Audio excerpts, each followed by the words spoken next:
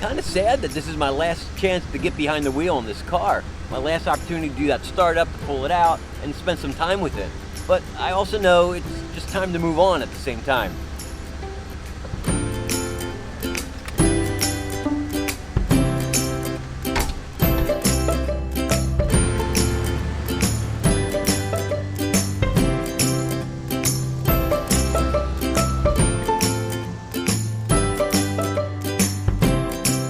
I had bought this car late February this year, so that means I've owned it for, I'm going on 6 months now.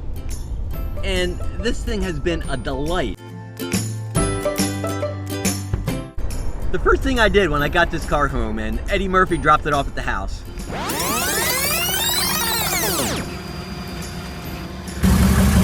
Got the old handle doors and all of that. Brother, I love it, man. Yo, this is definitely priceless. It's smooth, right? I really enjoyed this. I'm so glad. I really enjoyed this.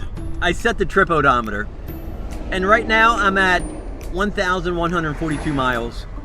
You know, it's not a ton of miles for owning the car and driving it for 6 months, but I've got these other cars that I drive and I share time with, and you know, this thing has been absolutely trouble-free. It's been the delight the entire time. Now, I've spent a good week and a half or so putting it all together. A tune-up, tires, catalytic converter, hoses, belts, fluid flush. Everything you needed to return a car back to the road again after a long hibernation. And this thing has been foolproof. It's been a fantastic car.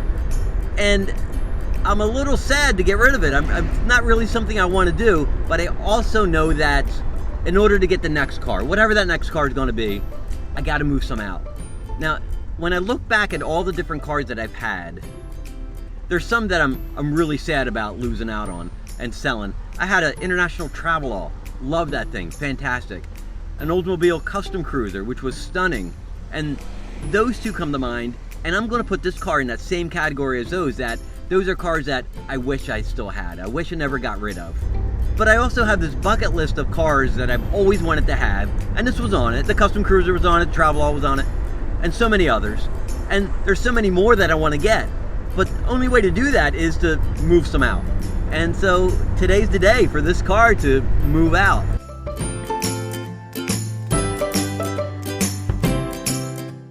Now, some cars that I've sold, I've made a few bucks on. Some cars I lost a lot of money on. This one, I'm selling for a break even. I'm not making anything on it. But I'm also excited to see what the next car is gonna be. And I can't wait to find it. Now, I've got a few ideas of cars that I'm looking for. I'm on the hunt for these. And, you know, I haven't seen anything yet turn up in the right condition, right color, and right price and all that stuff. But I'm out there looking, I'm searching, I'm hunting.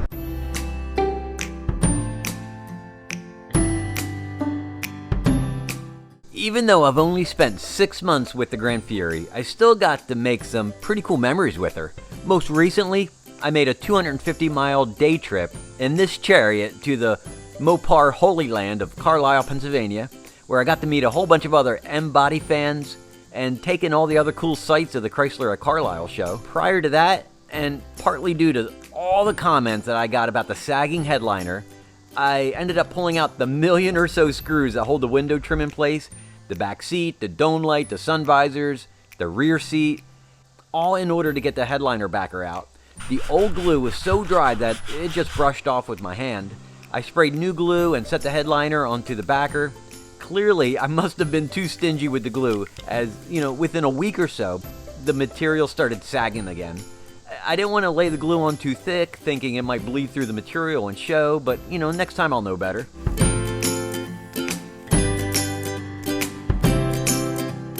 Before that, I drove the Gran Fury to the old Chrysler Newark assembly plant where M-Bodies were produced, and then K-Cars and Cab Forwards and Durango models, all before the plant closed in December 2008.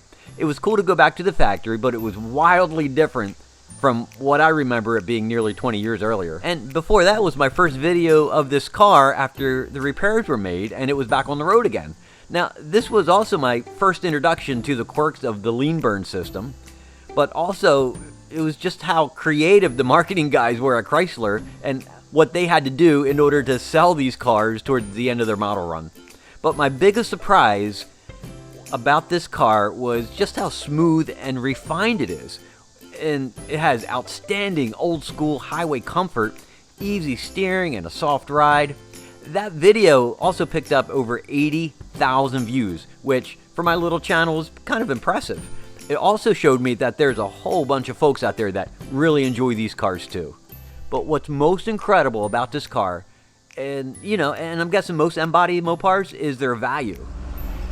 And that's why I think these cars are so unappreciated. Where else can you find a good looking and good running car for less than $2,500? So after meeting up with the new owner and signing the paperwork, I handed over the keys, and now she's gone.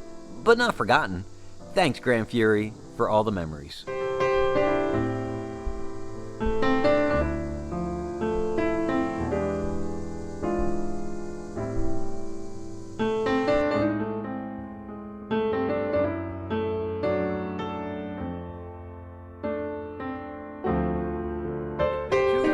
$605 later that it's taken to get this Gran Fury running good. Well, sort of running good. One of the first things you'd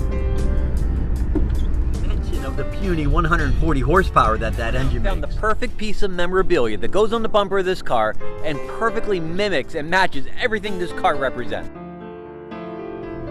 I've averaged a total of 12 miles per gallon in that time. Now, to put that in perspective,